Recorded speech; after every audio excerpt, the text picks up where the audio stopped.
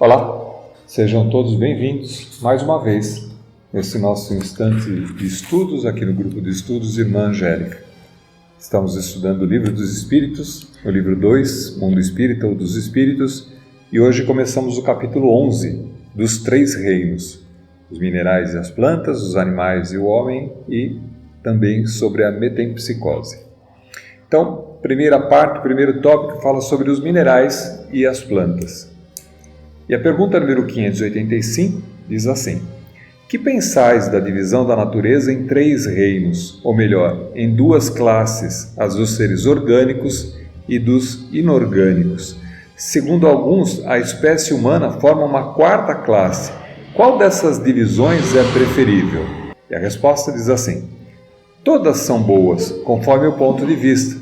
Do ponto de vista material, apenas há seres orgânicos e inorgânicos. Do ponto de vista moral, há evidentemente 4 graus. E continua na sua explicação. Esses 4 graus apresentam com efeito caracteres determinados, muito embora pareçam confundir-se nos seus limites extremos. A matéria inerte que constitui o reino mineral só tem em si uma força mecânica. As plantas, ainda que compostas de matéria inerte, são dotadas de vitalidade. Os animais, também compostos de matéria inerte e igualmente dotados de vitalidade, possuem, além disso, uma espécie de inteligência instintiva, limitada, e a consciência da sua existência e de suas individualidades. O homem, tendo tudo o que há nas plantas e nos animais, domina todas as outras classes por uma inteligência especial, indefinida, que lhe dá a consciência do seu futuro, a percepção das coisas extramateriais e o conhecimento de Deus. A gente já tem explicado algumas vezes aqui sobre a evolução, tudo que a gente está dizendo, mesmo as classes que a gente tenta fazer essa separação, e vale lembrar que toda separação tem o objetivo de tentar explicar, né? A gente tenta classificar as coisas para poder ficar mais fácil para a gente encontrar características e dar nomes e fazer um entendimento melhor da natureza. Então a gente tem esses reinos em separado e a gente percebe que na medida em que vai evoluindo a criação divina, né, ela vai se tornando cada vez mais complexa e cada vez mais rica, né? Então no mineral, onde existe a matéria inerte, que a gente diz que ela não tem ainda nem o germe da consciência ainda, já que ela é um ser inanimado, né, inorgânico, mais evoluído para as plantas, você já percebe que além da matéria inerte de ter uma composição química física, existe um princípio de vitalidade ali, já que a planta morre, né? A planta, em determinado momento, ela morre. Então ela tem uma vitalidade, mas não existe muita consciência ali naquela vitalidade. Em alguns casos a gente vai ver que tem algumas características que são inerentes às plantas, mas que não dá para a gente tratar como sendo consciência ainda. Com os animais isso já se torna uma coisa um pouco mais complexa, porque além de ter acumulado as características anteriores, ou seja, tem um corpo denso material, tem também uma vitalidade que define que está ali limitado ao tempo de existência de vida do animal, começa a aparecer ali uma consciência, um cerne de consciência um pouco mais elaborado do que as plantas, já que ele começa a ter uma manifestação de individualidade. Você percebe características diferentes, por exemplo, de 2 cachorros, por exemplo. Você tem personalidades, a gente chama de personalidade, mas você tem características diferentes entre eles ali, cada um na sua individualidade, o que começa a dar ao ser a sua característica, a sua diferença, né? Isso vai evoluindo, passando para o reino nominal e depois nos reinos que a gente não tem capacidade de enxergar ainda. Mas tudo tem uma certa divisão, à medida em que vai evoluindo o ser, ele vai se tornando cada vez mais complexo e cada vez mais consciente. Pergunta número 586. Tem as plantas consciência de que existem? E a resposta, não, pois que não pensam, só tem vida orgânica. É o princípio da vida iniciando ali. Existem algumas discussões e algumas experiências, e acho que as perguntas da frente vão tratar um pouco mais disso, de uma consciência da vida ali presente, na medida em que algumas experiências têm demonstrado, por exemplo, se você se aproxima de uma planta com uma tesoura, na intenção de cortar, ela muda a sua vibração, muda a sua frequência, como se ela percebesse e sentisse aquilo que você está fazendo. Existe uma percepção de algum estado diferente. Como também a gente tem evidências de que uma vibração boa para a planta, por exemplo, por que tem gente que cuida de planta bem e a planta cresce, ela se desenvolve bem, e outras pessoas não têm mão para a planta? As pessoas se aproximam da planta, a planta morre, porque tem certas características dessa energia que é transferida, que é transmitida, e que a planta tem uma certa capacidade de percepção. Então isso também, o que não quer dizer que ela tenha consciência.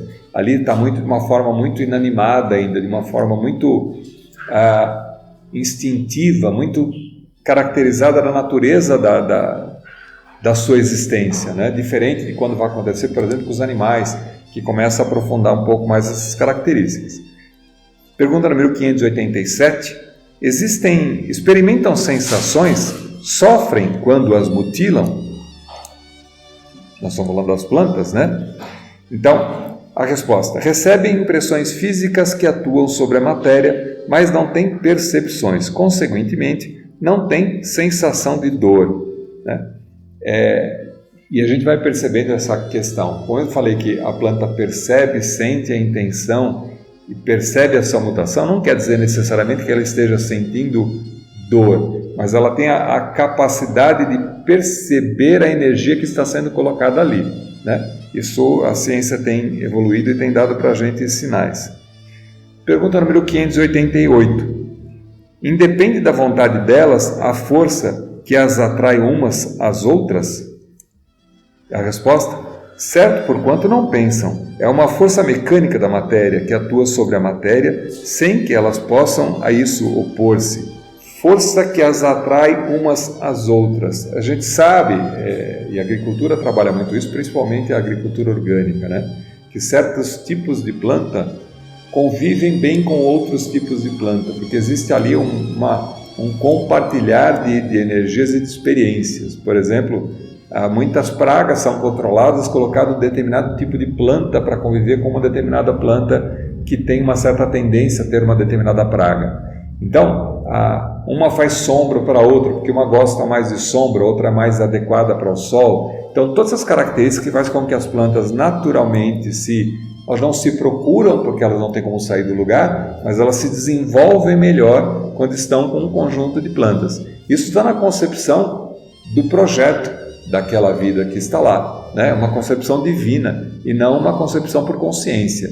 Não é a planta margarita que escolhe ficar perto da rosa porque ela tem simpatia pela rosa do que com as outras margaridas, né? Não existe essa consciência, tá? Então, seguindo, pergunta número 589. Algumas plantas, como a sensitiva e a dioneia, aí eu fui pesquisar um pouco sobre o que era essa planta sensitiva, né? Essa planta sensitiva é também chamada de mimosa pudica ou dormideira. Eu conhecia como dormideira, que é uma plantinha, uma plantinha, uma folhagem meio ciliada, né, com umas folhinhas que quando você encosta a mão na sua folhagem, ela fecha, ela reage.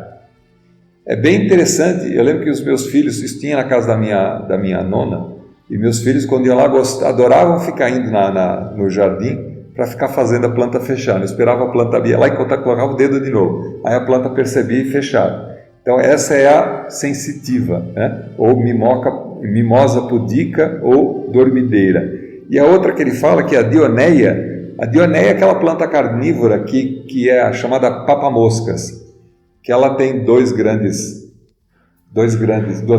folhas, que quando ela percebe que a mosca, que algum inseto pousou dentro, ela fecha e se alimenta do inseto, chamada planta carnívora, né? Então são duas plantas que demonstram uma certa capacidade de reação, né?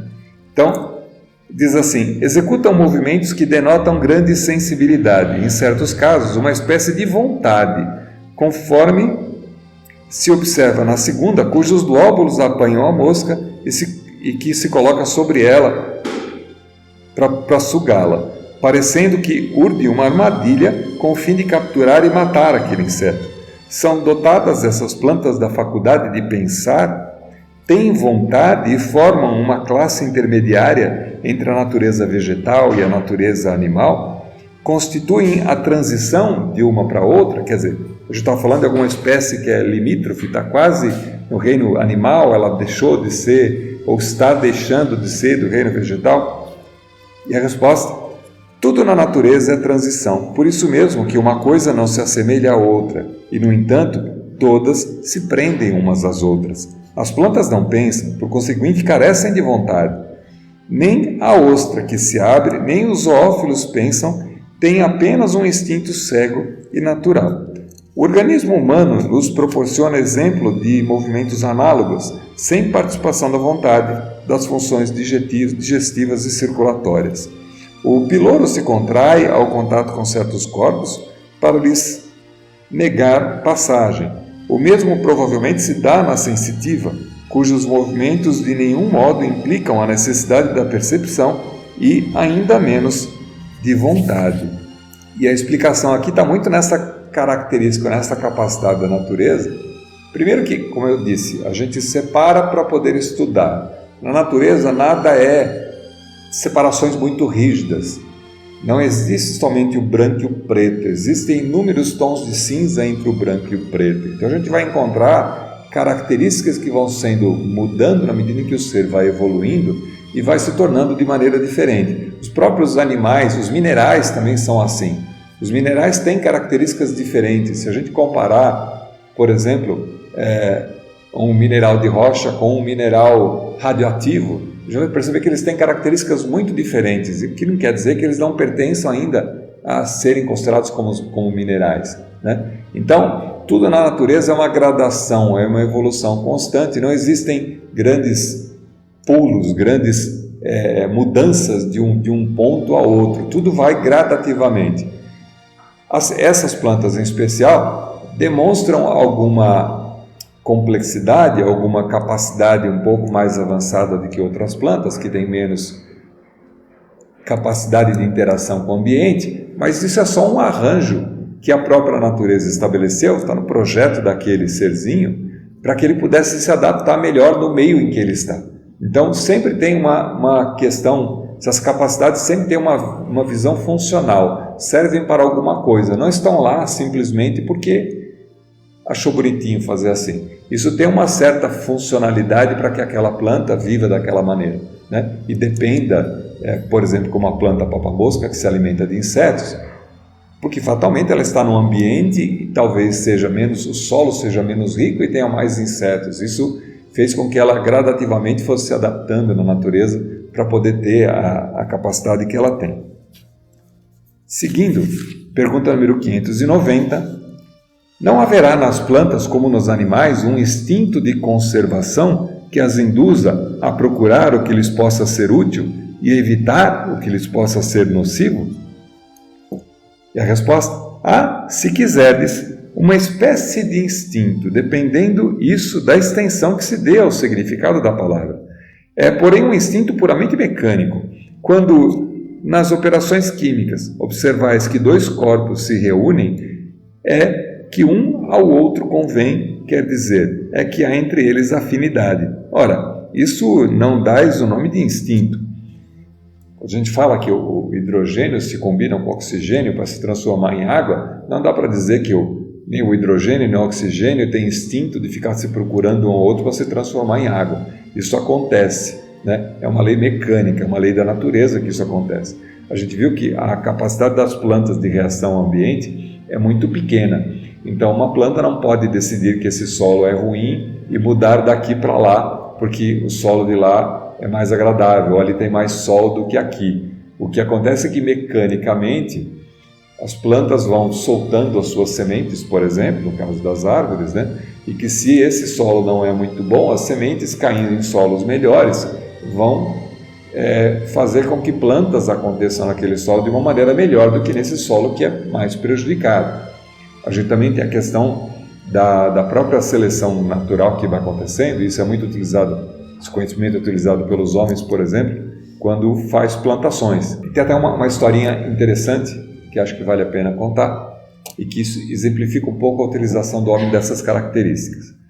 Um fazendeiro, pelo nono ano consecutivo, ganhava o prêmio de melhor milho. De todas as plantações de milho da região, ele tinha o prêmio de sempre ser o melhor milho. E aí, uma vez que o repórter, conhecendo a história daquele fazendeiro, foi fazer entrevista com ele: puxa vida, parabéns, mais uma vez você conseguiu ganhar, mas me explica uma coisa, eu não consigo entender. Falou assim: o que eu ouço dos outros fazendeiros é que todo ano você escolhe as suas melhores sementes e distribui as suas melhores sementes para os seus vizinhos. Eu não consigo entender como, além de você fazendo tudo isso, você ainda assim continua ganhando sempre o prêmio de melhor milho. Era para você não ter essa capacidade, porque os seus vizinhos também estão melhorando a sua qualidade e assim também estão ganhando, né? E aí ele, com uma risada um pouco marota, explica para a repórter o seguinte: fala assim, olha, é preciso que você entenda um conceito.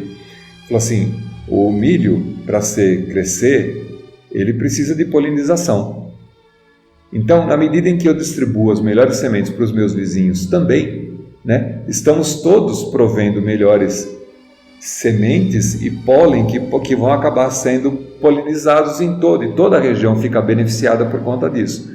Então, se eu ganho todo ano, se eu estou ganhando o nono ano consecutivo com o melhor milho, um milho mais bonito, um milho maior, é porque na verdade eu estou sendo ajudado, auxiliado pelos meus vizinhos que também têm milhos que são muito bons, né, porque são oriundos da mesma seleção que eu faço, e que por causa disso eu consigo trabalhar melhor as sementes e consigo fazer uma boa plantação. Isso dá para a gente, um pouco, voltando à nossa questão específica do milho, que parece ter uma conotação moral em cima desse princípio, né, que assim ajude o próximo que ele te ajuda também, né? Na medida em que toda a sua coletividade melhorar, você também se melhora. Então compartilhar é muito bom, né? E traz essa visão de que na natureza, na medida em que a evolução vai se colocando, regiões que são mais adequadas a determinados tipos de planta, logicamente, predominam determinado tipo de planta. Então as plantas vão se adaptando, não porque elas decidem mudar de lugar, mas porque elas se deram bem em determinada região, determinado clima, determinadas situações que estão lá. Então a gente vai encontrar frutas específicas em cada tipo de região diferente, porque aquela conotação, aquele cenário é adequado para aquele tipo de planta, para aquele tipo de situação, e não porque existe uma inteligência da planta em escolher uma ou outra região, ou porque gosta mais da paisagem do que dessa daqui, do que a outra paisagem de lá.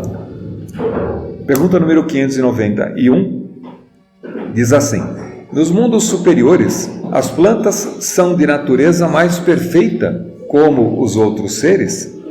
E a resposta: tudo é mais perfeito. As plantas, porém, são sempre plantas, como os animais, sempre animais, e os homens, sempre homens. Aqui remete um pouco à questão da própria evolução, na medida em que a gente fala de mundos mais felizes ou mais evoluídos, e a gente diz que os seres que habitam esses mundos são seres mais evoluídos, né? Porque os mundos são mais evoluídos, são seres que estão menos ligados à materialidade, e são mais ligados à fraternidade, ao bem, onde o bem se manifesta de uma maneira muito mais espontânea do que em mundos mais inferiores. A gente está dizendo que todo o conjunto da obra está adequado para aquela situação. Mas plantas são sempre plantas. Uma planta de um mundo mais superior não será superior a um homem que vive num mundo inferior, porque ainda assim a planta está num nível anterior ao nível de evolução. A planta não demonstra o livre-arbítrio, não demonstra a consciência como o homem, como o ser hominal representa. Então, guardadas essas características, a gente tem uma visão melhor de que tudo na natureza tem a sua evolução, mas que não existem situações assim, um mundo evoluído, mais feliz, uma planta de lá não será mais evoluída do que um cachorro daqui, do que um animal que vive aqui conosco no nosso meio, nem que um outro animal num mundo mais inferior, porque são de classes, categorias diferentes de evolução, né? E aí a gente passa então para um outro tema, que fala sobre os animais e o homem. A gente falou sobre as plantas, né? Sobre os minerais e as plantas, agora os animais e o homem. Pergunta número 592. Se pelo que toca à inteligência compararmos o homem e os animais, parece difícil estabelecer-se uma linha de demarcação entre aqueles e este, porquanto alguns animais mostram, sob certo aspecto, notória superioridade sobre certos homens. Pode esta linha de demarcação ser estabelecida de modo preciso?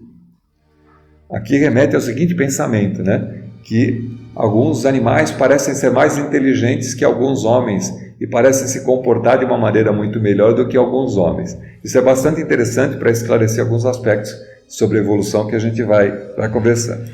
E a resposta diz assim: a este respeito é completo o desacordo entre os vossos filósofos. Querem uns que o homem seja um animal e que outros que o animal seja um homem. Estão todos em erro. O homem é um ser à parte, que desce muito baixo algumas vezes e que pode também elevar-se muito alto. Pelo físico, é como os animais e menos bem dotado do que muitos desses. A natureza lhes deu tudo o que o homem é obrigado a inventar com a sua inteligência para satisfazer as suas necessidades e para a sua conservação. Seu corpo se destrói, como o dos animais, é certo, mas ao seu espírito está assinado um destino que só ele deve compreender, porque só ele é inteiramente livre. Pobres homens, que vos rebaixais mais do que os brutos, não sabeis distinguir-vos deles? Reconhecei o homem pela faculdade de pensar em Deus. E aí, o interessante dessa discussão, e a gente já comentou em algumas outras questões, em outros capítulos anteriores, é que quando a gente fala dos animais, a gente está dizendo de seres que têm uma certa capacidade de reação, mas que está instintiva, está impressa no seu instinto. Então, se a gente considerar que o amor é uma decisão de livre-arbítrio, né, o ser que decide amar ou não amar, um animal não decide amar ou não amar. Um animal, ele reage instintivamente a certos aspectos. Uma fêmea, por exemplo, que cuida dos seus filhotes, ela reage por um impulso, por um código que está estabelecido na sua natureza, porque a natureza estabeleceu que essa era a maneira daquela espécie continuar vivendo. Então, por mais que seja muito semelhante, seja muito similar à maneira humana de agir e de demonstrar afetividade, demonstrar amor, não é. Ainda é alguma coisa que está na sua codificação, está no nível um pouco mais baixo. O animal não tem muita capacidade de decisão. As decisões que ele toma, por exemplo, de se aproximar de uma pessoa ou de outra, é porque ele se beneficia em aproximar de uma pessoa ou de outra, né? Porque ele cria afeto, como a gente cria afeto com os animais, porque ele percebe naquele relacionamento uma troca que lhe é agradável. E assim o animal responde a esses princípios muito menos do que por vontade, por livre-arbítrio e por amor desenvolvido. Quando a gente fala que os homens podem ter atitudes muito mais abjetas, né, que os animais, que, por exemplo, um animal não faria isso, o que esse homem está dizendo. O que, na realidade, a gente começa a perceber é que, passada a sua evolução, saindo do mundo animal para entrando no mundo hominal, no reino hominal, o ser ganha uma certa capacidade de decidir, de livre-arbítrio. Por que começa a aparecer o livre-arbítrio? Para que ele galgue os degraus da sua evolução baseado no seu esforço e nas suas escolhas. E aí é que mora a grande diferença. Na medida em que o homem começa a decidir entre agir de uma maneira ou de outra, ele começa a recolher a consequência das suas escolhas. Então, se eu escolho fazer o mal em vez de fazer o bem, eu estou ao mesmo tempo decidindo e determinando qual vai ser o meu futuro em acordo com aquelas atitudes que eu tomei agora.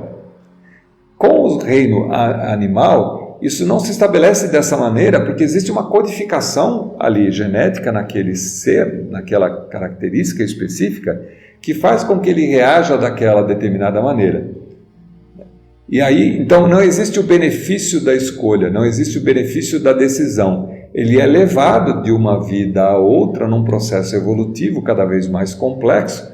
Por isso a gente nota que tem animais que são mais desenvolvidos em termos de consciência do que outros, se é que a gente pode chamar de consciência ou de capacidade de percepção, ou de inteligência, né? A gente percebe que tem gradações diferentes no reino animal, mas que demonstram para a gente que os seres, através das reencarnações também, vão aprendendo, mas levados muito mais num empurrar da lei, da mola da evolução da natureza, do que suas próprias decisões. No reino nominal, o ser começa então a tomar as suas decisões. E na medida que ele começa a tomar decisões, ele está capacitado para o erro. Porque aí o erro começa a ser uma grande ferramenta, um grande instrumento para a evolução do homem. Então, à medida que ele é permitido errar, e quando ele erra, ele aprende com o erro, e esse é o normal e o natural que a gente espera, né? Porque se não se aprende com o erro, você continua perpetuando o erro, então você continua fazendo sempre da mesma maneira errada, e as consequências que a lei divina ou natural tem para fazer isso, é que em você perpetuando o erro, as consequências do erro perpetuado são cada vez piores, são cada vez mais doloridas, são cada vez mais sofridas, né? Isso se dá tanto na existência presente, como se, por exemplo, você insiste que quando está nervoso você esmurra a parede. Aí na primeira vez que você esmurra a parede, você percebe que dói a mão que você esmurra a parede.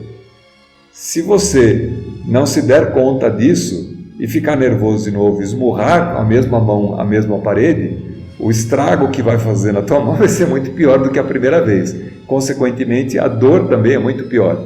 Isso se perpetua na espiritualidade. Se você executa uma vida e comete erros e você não consegue refletir sobre os erros cometidos e reincide no erro, as consequências nas dificuldades que a vida futura vai apresentar refletem essa reação em relação àquilo que está sendo escolhido de maneira errada, né? De maneira que o ser é levado a entender que a sua evolução depende das suas escolhas. E é que a gente seja levado a entender que é melhor tentar não errar. E como é que eu sei se eu estou errando ou estou acertando? A humanidade sempre teve a acolhida da espiritualidade no sentido de indicar para a gente conceitos filosóficos ou conceitos de bem, de amorosidade, de fraternidade em relação aos outros. Todas as grandes religiões que existem, que sempre existiram, que são um reflexo e um comunicar da espiritualidade para a materialidade, sempre nos deram uma direção do que fazer para se dar bem aqui para ser feliz.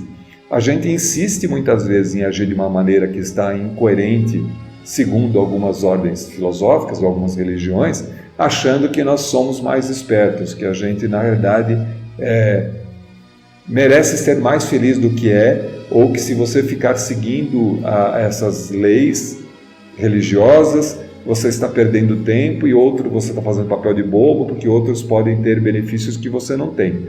A experiência em alcançando os erros vai trazer para você essa consciência de que não. Só que até que você chegue lá, é uma questão de livre-arbítrio. É você agir, recolher a experiência e ver o que você faz com ela. Foi agradável? Tá bom ou não tá bom? Eu nunca vi ninguém mudar até hoje se não fosse por uma consequência de alguma coisa que a situação atual não está boa. Então, por que você muda os seus hábitos, as suas atitudes? Porque você está incomodado, porque aquilo não está bom, porque aquilo não está agradável, porque você não está feliz com a situação que você está.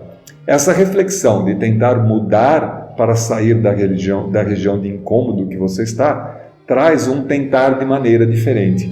Esse tentar de maneira diferente, que é o livre-arbítrio, dá para a gente, algumas vezes a gente acerta, porque a gente escolhe caminhos que são melhores, e outras vezes você tenta de maneira diferente, fazendo mais do mesmo, ou escolhendo outros erros que você não tinha cometido ainda. Mas que é permitido que você escolha outros erros, porque assim você aprende também que aquele caminho também não é adequado, que você deveria ocupar então um outro caminho. Mas, acima de tudo, sobra aqui a questão do livre-arbítrio, da decisão que existe no reino nominal, que não existe no reino animal. Por isso, algumas vezes, a gente fica com a sensação de que alguns homens são menos evoluídos do que alguns animais, né? Ou que, ao contrário, alguns animais são muito mais inteligentes do que algumas pessoas, quando, na realidade, isso é um engano, porque, na realidade, o animal ainda não tem a capacidade de livre-arbítrio, de tomar decisões, embora se assemelhe muito, né? O próprio animal sabe quando ele sofre por consequência de alguma escolha errada que ele faz, ele aprende com o seu erro e também tenta corrigir e fazer de maneira diferente. Mas é um ensaio ainda do livre-arbítrio, não é uma decisão tomada a respeito de uma consciência, é muito mais um efeito material, o que está impresso no seu DNA, vem no seu instinto natural, na maneira de responder às coisas como a natureza se apresenta para ele. Pergunta número 593. Poder-se-á dizer que os animais só obram por instinto, quer dizer, só fazem as coisas por instinto? E a resposta, ainda aí há um sistema. É verdade que na maioria dos animais domina o instinto, mas não vês que muitos obram denotando acentuada vontade e que têm inteligência, porém limitada? É aquela característica de estar no limiar, muitas vezes, dessa pré-consciência, né? Como se a gente dissesse que eles têm quase uma característica humana. Não se poderia negar que, além de possuírem um instinto, alguns animais praticam actos combinados que denunciam vontade de operar em determinado sentido e de acordo com as circunstâncias. Há, pois, neles uma espécie de inteligência, mas cujo exercício quase se circunscreve à utilização dos meios de satisfazer as suas necessidades físicas e de proverem a conservação própria. Nada, porém, criam, nem melhora alguma realizam. Qualquer que seja a arte com que executem os seus trabalhos, fazem hoje o que faziam outrora e o fazem nem melhor nem pior, segundo formas e proporções constantes e invariáveis. A cria, separada da sua espécie, não deixa, por isso, de construir o seu ninho de perfeita conformidade com os seus maiores, sem que tenha recebido nenhum ensino. O desenvolvimento intelectual de alguns que se mostram suscetíveis de certa educação, desenvolvimento, aliás, não se pode ultrapassar acanhados limites. É devido à ação do homem sobre uma natureza maleável, portanto, não há aí progresso que lhe seja próprio. Mesmo o progresso que realizam pela ação do homem é efêmero e puramente individual, visto que, entregue a si mesmo, não tarda que o animal volte a encerrar-se nos limites de que lhe traçou a natureza. E aí eu lembrei aqui de algumas características que demonstram essa inteligência, esse princípio de inteligência nos animais. Algumas experiências foram colocadas, por exemplo, entre os símios, que um grupo de animais começou a conviver com uma outra espécie de símio numa determinada região, por proximidade mesmo, por questão da floresta está diminuindo, está sendo encurtada, eles acabaram tendo que conviver mais juntos. E uma espécie de macaco tinha o hábito de pegar as castanhas e bater nas castanhas com uma pedra. Porque batendo na pedra com a castanha, ele quebrava a castanha e podia comer a semente que estava dentro da castanha, né? Isso era observado só naquela espécie de animal. De alguma maneira ele aprendeu aquela questão.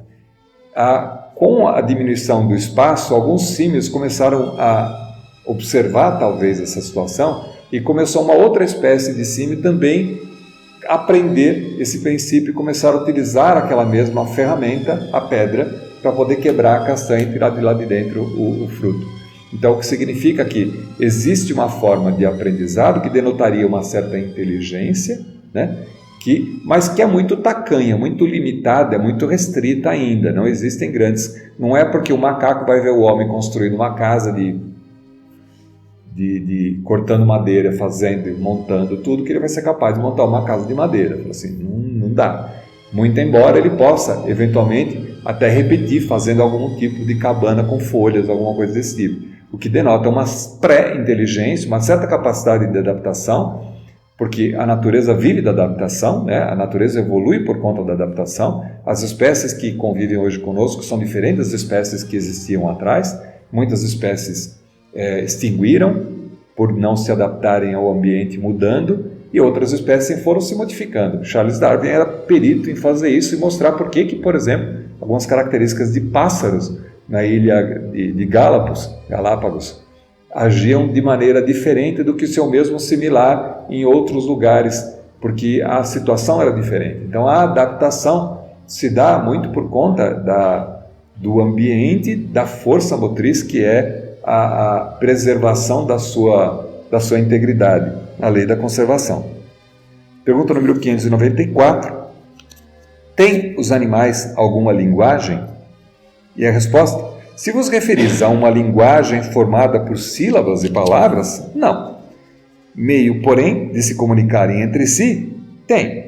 Dizem uns aos outros muito mais coisas do que imaginais, mas essa mesma linguagem de que é restrita às necessidades, como restritas também são as ideias de poder ter. E aí, a gente lembra aqui que a gente comenta bastante que, quando a gente está fazendo estudo evangélico, que a própria língua que era utilizada no tempo de Jesus tinha um vocabulário bastante restrito e era bastante limitada. Então, várias palavras significavam muitas coisas e dependia do contexto para você poder entender o que aquela palavra queria significar naquele contexto específico. Por isso, malgrado algumas traduções, fazendo algumas conversões de coisas que não fazem muito sentido quando olhado pelos dias de hoje e que acabaram sendo traduzidas de forma errada ou adulterando o seu conceito original. O que eu estou querendo dizer para isso? Que a própria humanidade também, com a sua capacidade de inteligência, evoluiu no seu linguajar também, né? A gente tem muito mais palavras para representar uma determinada coisa, uma determinada situação, porque cada uma delas tem uma conotação diferente. Mas isso porque a nossa riqueza de pensamento, a nossa capacidade de imaginação e de falar, de raciocinar sobre as coisas, demonstra uma certa evolução do espírito, que tem capacidades mais evoluídas de conhecer e de falar sobre determinados assuntos, né? Porque senão a gente não conseguiria conviver com o mundo como é hoje, né? E que se a gente voltar muito no tempo, a gente perceber que as necessidades e as limitações eram muito maiores, né? Então, da mesma maneira, a gente, transladando isso aqui para o mundo animal, a gente entende que os animais se conversam e a linguagem não é só sonora, né? Existem vários tipos de linguagem que os animais se estabelecem, porque faz parte do convívio e faz parte da mecânica.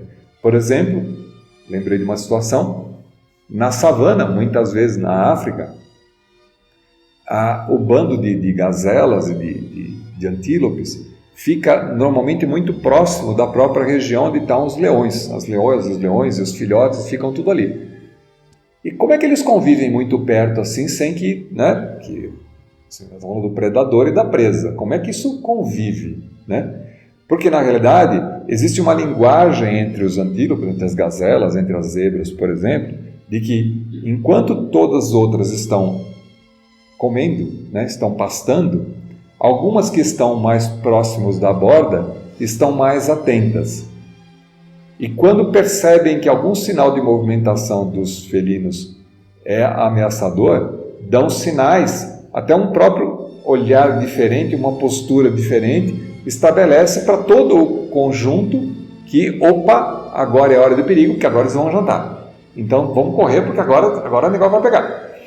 E aí essa língua, que é uma linguagem, é uma maneira de se comunicar, faz com que os animais tenham uma certa capacidade de preservação, o interesse em se preservar, porque se ali está o pasto, a maioria precisa comer, e existe uma troca entre aqueles que ficam na fronteira e aqueles que vão no meio do pasto para poder comer. E aqueles que estão lá comendo, comem tranquilamente porque sabem que tem quem está cuidando da região da fronteira. Isso, com os pássaros acontece a mesma coisa. A linguagem, por exemplo, entre os machos e as fêmeas em época de procriação, existe todo um cenário, todo um conjunto que estabelece que a linguagem é muito mais rica do que aquela que a gente pode, e que na nossa maneira se estabeleceu muito através da fala, por conta da nossa capacidade de vocalização, de expressar pensamentos mais elaborados com frases em palavras, né? Na natureza se estabelece de uma maneira diferente, mas ainda assim é uma linguagem, mas longe de ser perto da linguagem e da capacidade que nós humanos temos, né? E tem da pergunta número 594, há, entretanto, animais que carecem de voz. Esses parecem que nenhuma linguagem usam, não? A pergunta. E a resposta, compreende-se por outros meios, para vos comunicardes reciprocamente, vós outros homens só dispondes da palavra? E os mudos? Faculdade, lhes sendo a vida de relação, os animais possuem meios de se prevenirem e de se exprimirem as sensações que experimentam. Pensais que os peixes não se entendem entre si? O homem não goza exclusivamente do privilégio da linguagem. A dos animais, porém, é instintiva e circunscrita pelas suas necessidades e ideias, ao passo que a do homem é perfectível e se presta a todas as concepções da sua inteligência. Efetivamente, os peixes que, como as andorinhas, emigram em cardumes, obedientes ao guia que os conduz, devem ter meios de se advertirem, de se entenderem e combinarem.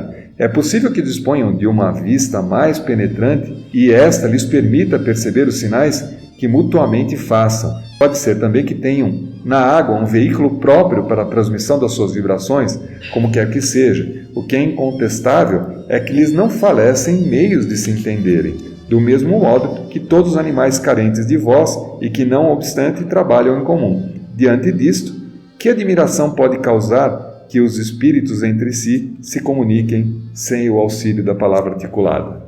A gente fica por aqui, a gente retorna na próxima sessão com mais uma parte desse tema, então, os animais e o homem, do capítulo 11, dos 3 reinos, os minerais, as plantas, os animais e o homem, a metempsicose, do livro 2, Mundo Espírita dos Espíritos, do livro dos Espíritos. Até lá!